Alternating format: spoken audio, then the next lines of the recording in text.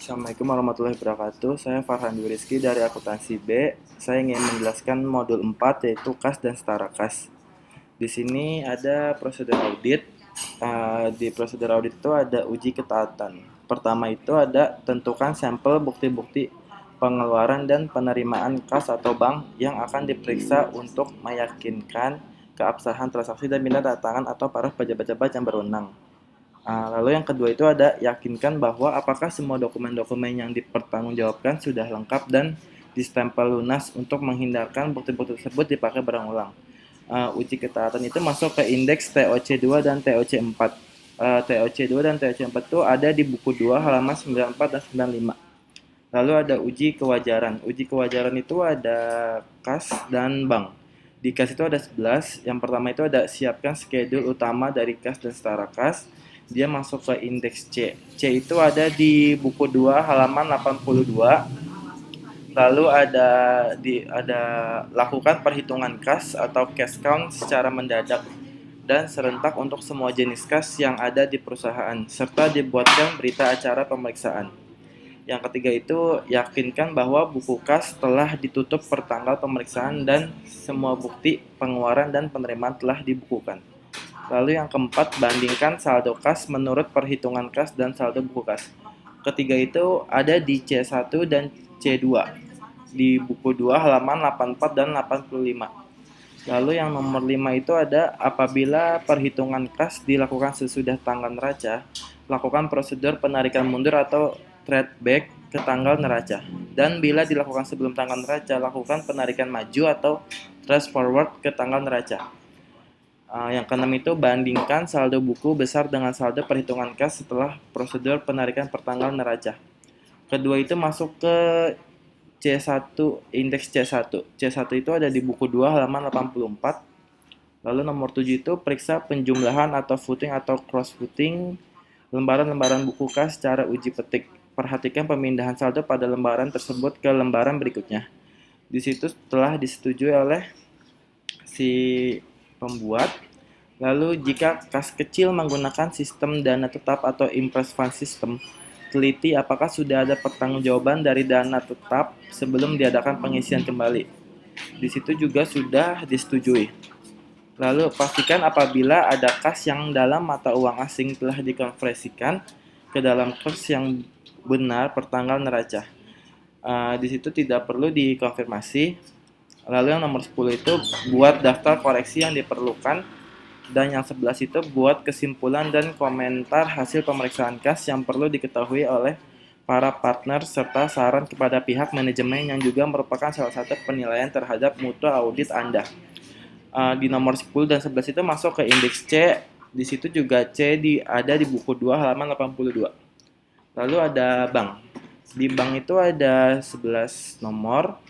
Yang pertama itu lakukan prosedur konfirmasi untuk semua akun bank yang masih aktif maupun yang sudah tidak aktif. Di situ masuk ke indeks CC3 dan CC4. CC3 dan CC4 itu ada di buku 2 halaman 90 dan 91. Nomor 2 itu minta dari klien hasil rekonsiliasi bank dan periksa kebenaran rekonsiliasi tersebut meliputi pencocokan saldo R atau K dengan saldo buku besar bank, pemeriksaan cek atau giro yang masih beredar atau outstanding cek, dan setoran dalam perjalanan deposit in transit. Itu sudah disetujui. Lalu nomor 3 itu yakinkan bahwa saldo bank yang dalam mata uang asing telah dikonversikan ke dalam kurs yang benar pertanggal neraca. Di situ juga telah disetujui. Nomor 4, yakinkan bahwa setiap pembukuan dan penutupan rekening bank mendapat persetujuan dari pejabat yang berwenang. Mintalah informasi mengapa perlu dibuka rekening baru maupun alasan dari penutupan rekening. Itu tidak perlu dikonfirmasi. Lalu nomor 5, yakinkan bahwa tidak ada looping atau window dressing dengan memeriksa bukti-bukti penerimaan dan pengeluaran akhir tanggal neraca. Di situ telah disetujui. Lalu nomor 6, untuk rekening yang sudah tidak aktif, mintalah penjelasan dari klien dan sarankan untuk ditutup saja. Di situ tidak perlu dikonfirmasi. Lalu nomor 7, yakinkan bahwa semua rekening di bank merupakan rekening atas nama perusahaan bukan perorangan. Itu setelah disetujui. Perhatikan apakah ada kelebihan saldo di bank yang tidak digunakan dalam waktu singkat dan sarankan sebaiknya didepositkan untuk mendapat tingkat bunga yang lebih tinggi. Di situ telah disetujui indeksnya. Lalu di nomor 9 itu periksa pendebitan dan pengkreditan yang ada dalam jurnal dan dibukukan ke buku besar. Pemeriksaan ini meliputi hal-hal sebagai berikut. Pertama, lakukan vouching bukti kas masuk atau cash receipt voucher dan bukti kas keluar atau cash disbursement voucher untuk bulan Januari, Juli, dan Desember. Apakah penerimaan kas atau cek atau giro telah didukung kwitansi dan slip setoran bank untuk di-clearingkan? Yang kedua, apakah setiap pengeluaran mendapat persetujuan dari pejabat yang berwenang dan didukung oleh dokumen yang diperlukan? Misalnya, permintaan pembelian atau purchase requisition, pesanan pembelian, purchase order, laporan penerimaan barang, receiving report, atau surat jalan delivery order dari pemasok dan faktur. Yang ketiga, lakukan uji penerimaan dalam buku cek atau giro dengan bukti kas masuk yang didukung slip setoran bank telah dijurnal dengan benar. Yang terakhir, jumlah yang tercantum dalam bukti kas keluar didukung oleh dokumen pendukung lainnya telah dicocokkan dengan jumlah giro yang dibayarkan. Di nomor 9 ini masuk ke indeks TOC2 dan TOC4. TOC2 dan TOC4 itu masuk ke buku 2 di halaman 94 dan 95. Lalu nomor 10 itu, apakah ada hal-hal yang perlu diungkapkan dalam surat pernyataan klien? Dan catat hal-hal yang perlu diberikan dalam saran-saran perbaikan kepada pihak manajemen dalam surat manajemen atau manajemen letter. Di nomor 11 itu, buat kesimpulan dan komentar hasil pemeriksaan bank yang perlu diketahui oleh para partner. Di nomor 10 dan 11 itu masuk ke indeks C, dan C itu ada di buku 2 halaman 82. Lalu ada prosedur audit. Di sini ada investasi jangka pendek. Yang pertama itu siapkan schedule utama dari investasi jangka pendek. Di situ masuk ke indeks D. D itu masuk ke buku 2 halaman 92. Di nomor 2 itu lakukan konfirmasi atas investasi yang dipegang oleh pihak lain. Apabila digunakan sebagai jaminan oleh pihak bank atau dikuasai oleh pihak broker atau pialang, itu tidak perlu disetujui. Nomor 3, minta catatan kurs harga pasar pada tanggal neraca untuk saham dan bandingkan dengan harga belinya. Itu juga tidak perlu disetujui. Lalu nomor 4, periksa transaksi mutasi penambahan dan pengurangan dengan melihat bukti pembelian dan penjualan serta apakah telah mendapat persetujuan dari pejabat yang berwenang. Itu telah disetujui. Lakukan verifikasi atas dividen tunai atau saham dan penerimaan bunga deposito. Itu telah disetujui indeksnya. Nomor 6 itu lakukan pengecekan pencatatan investasi. Apakah sudah sesuai dengan ketentuan standar akuntansi yang berlaku umum. Itu telah disetujui indeksnya. Lalu yang terakhir ada perhatikan klasifikasi dari setara bahwa investasi tersebut segera akan jatuh tempo dalam 3 bulan atau kurang dari tanggal perolehannya termasuk sebagai kelompok setara kas dan tidak dijadikan sebagai jaminan. Atau jika lebih dari 3 bulan termasuk investasi jangka pendek. Itu termasuk ke indeks C. C itu ada di buku 2 halaman 82. Di sini ada sheet C. Di sini ada keterangan WPRF per klien, per dan per audit. Di sini keterangannya ada kas besar, kas kecil, bank CAB dan bank Lopo.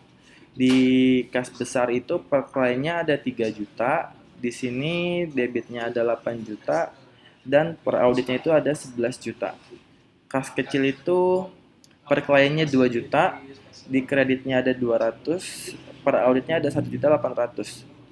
Di bank CAB itu per kliennya ada 5.849.910, debitnya ada 7.541.500, lalu per auditnya itu ada 13.391.410. Lalu ada Bank Lopo. Bank Lopo itu per kliennya 36.640.414. Di debitnya ada 452.226. Lalu per auditnya itu ada 37.092.640. Lalu di totalnya itu setiap per klien itu ada 40.490.324. Total debitnya itu ada 15.993.726. Lalu total kredit itu ada 200. Lalu total per auditnya itu ada 63.284.50. Lalu di sini ada catatan pemeriksaan.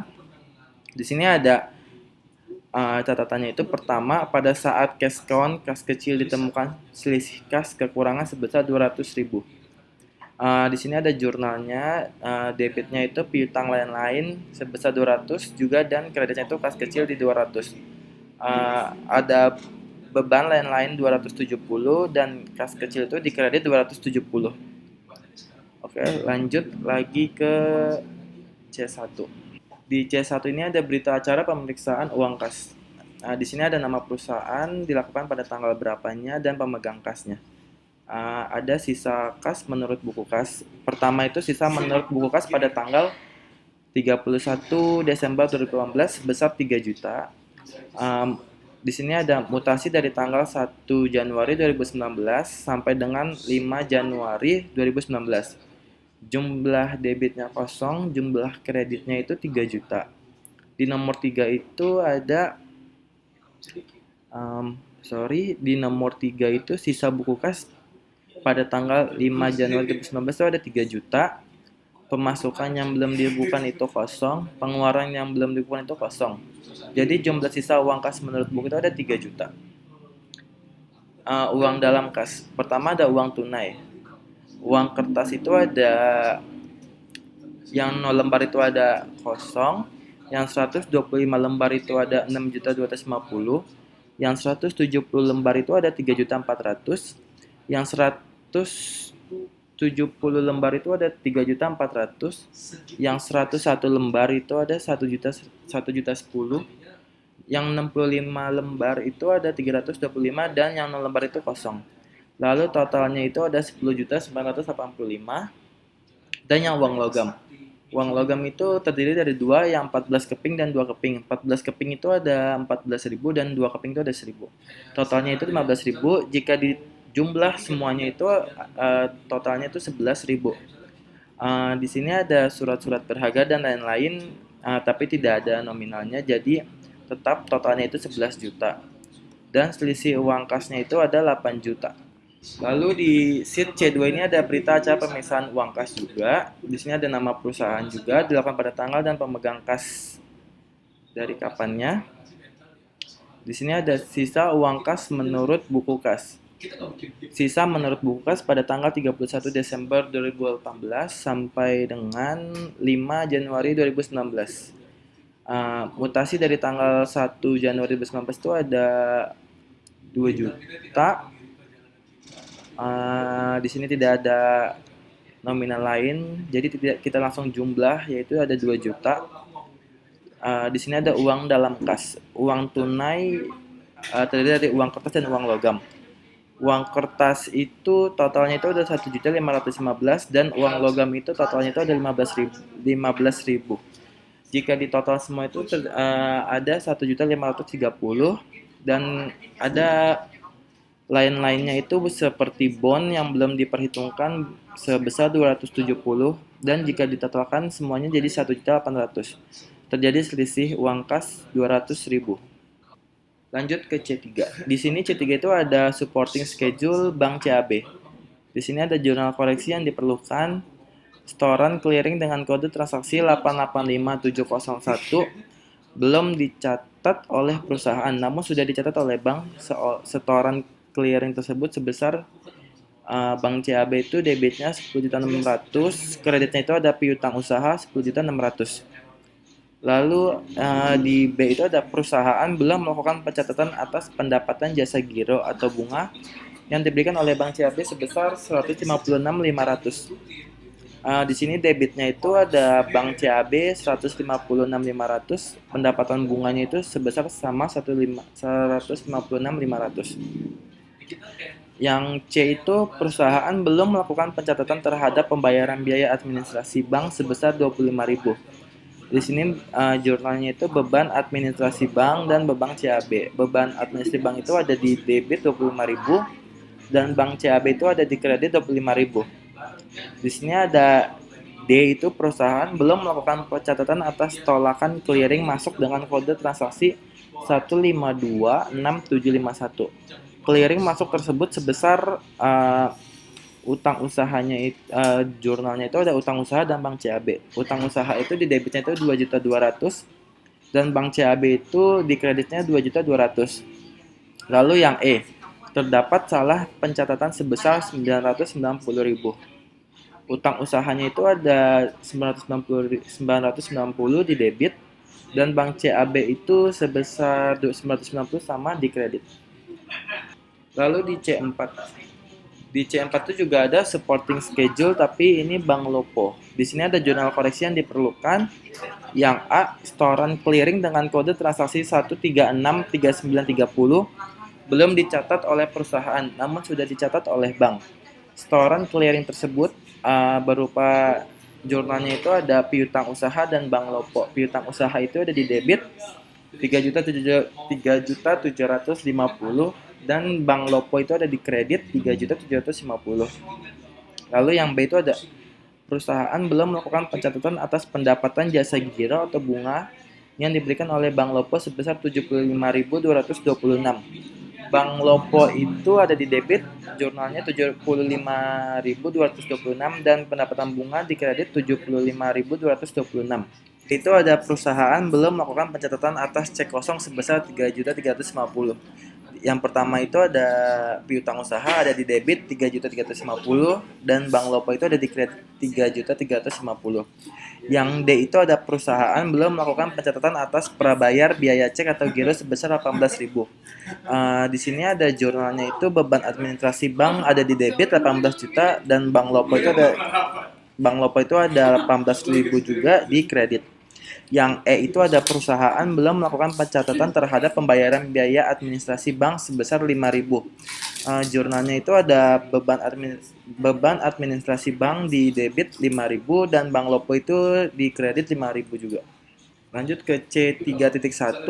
Di sini ada supporting schedule atau Bank CAB. Di sini ada perbandingan ada dari rekening koran ke pembukuan. Di saldo menurut rekening koran itu ada 4.391.410. Lalu di pembukuan itu ada 5.849.910. Di rekening koran itu ada beberapa transaksi yang ditambah. Yang pertama itu ada di tanggal 28 bulan 12 setoran dalam perjalanan yaitu 20 juta. Lalu ada pengurangan di tanggal 26 bulan 12 yaitu cek beredar sebesar 11 juta.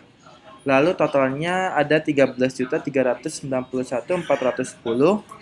Di pembukuan itu ada penambahan di tanggal 14 dan tanggal 28. Di tanggal 14 itu ada KU masuk PT Lestari sebesar 10.600.000 dan pendapatan jasa giro atau bunga sebesar 156.500. Jika di total itu ada 10.756.500. Lalu ada pengurangan di tanggal 3 dan tanggal 28.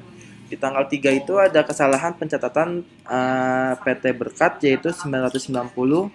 Ada beban administrasi bank sebesar 25.000 dan cek kosong sebesar 2.200.000. Totalnya itu dari saldo awal jika dikurangi oleh semuanya sebesar 13.391.410. Jurnalnya itu ada Bank CAB dan piutang usaha. Bank CAB itu di debit 10.600.000 dan piutang usaha ada 10.600.000. Jurnal Bank CAB di debitnya ada 156.500 dan kreditnya itu pendapatan bunga sebesar 156.500. Ada jurnal juga utang usaha sebesar 990 di debit dan Bank CAB itu 990 di kredit. Beban administrasi bank 25.000 dan Bank CAB itu 25.000 di kredit. Ada utang usaha di debit 2.200.000 dan Bank CAB itu di kredit 2.200.000. Lanjut ke C4.1. Di sini ada supporting schedule Bank Lopo. Di sini juga ada perbandingan dari rekening koran ke pembukuan. Saldo menurut rekening koran 5.092.640. Di sini ada saldo menurut pembukuan. Saldo menurut pembukuan itu ada 36.640.414. Di rekening koran ada penambahan di tanggal 26 dan 28. Di tanggal 26 itu ada setoran tunai sebesar 37.500.000 dan 38 setoran dalam perjalanan sebesar 2 juta.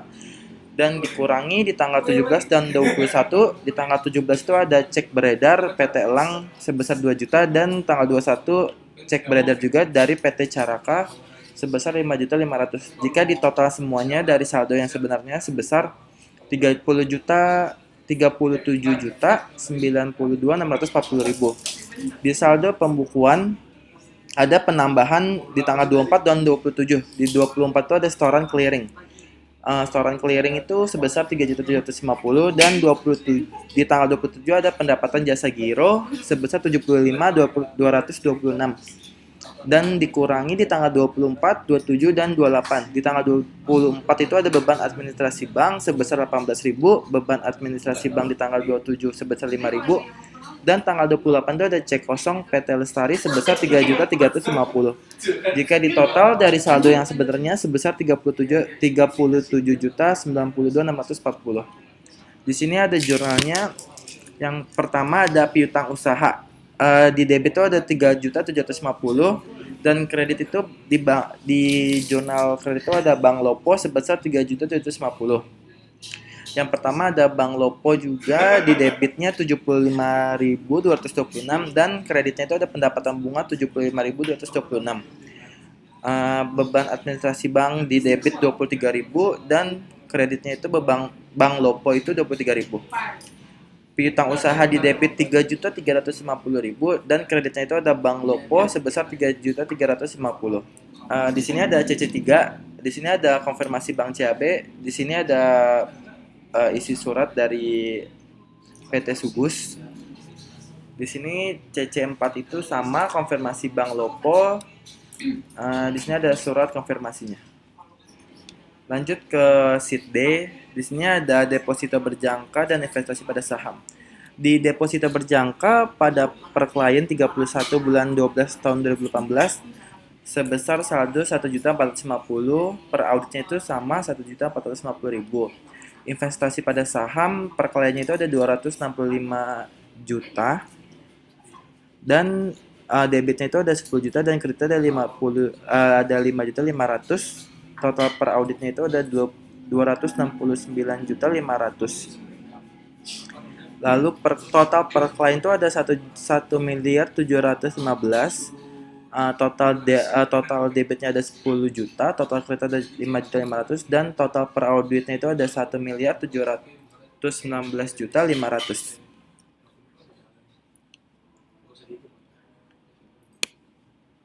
Di sini ada catatan pemeriksaannya itu berupa saldo investasi pada saham PT Sugus mencatat sebesar 265 juta. Namun setelah dihitung seharusnya PT Sugus mencatat selisihnya itu ada 10 juta. Dan di jurnal koreksinya itu ada investasi pada saham di debit 10 juta dan koreksi saldo laba ada di kredit 10 juta juga.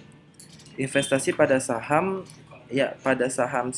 PT Garam itu sebesar 102 juta dan saham PT Gudang itu ada 167.500. Jika di total investasi pada saham itu ada 269.500. Jurnalnya itu rugi investasi saham di debit 5.500 dan kreditnya itu ada investasi pada saham sebesarnya sama 5.500. Ada deposito berjangka. Di sini ada deposito dalam rupiah dan USD. Deposito dalam rupiah itu ada 1 miliar dan deposito dalam USD itu ada 450 juta. Jika di total itu ada 1.450 juta. Jadi di sini ada jurnal koreksi. Di modul 4 dibutuhkan jurnal koreksi ada beberapa. Yang pertama ada piutang lain-lain di debit yaitu 200.000 dan kas kecil di kredit 200.000. Lalu ada beban lain-lain di debit sebesar 270.000 dan kas kecil di kredit sebesar 270.000. Dikoreksi karena jurnal koreksi pengeluaran kas kecil yang belum di reimburse untuk beban lain-lain.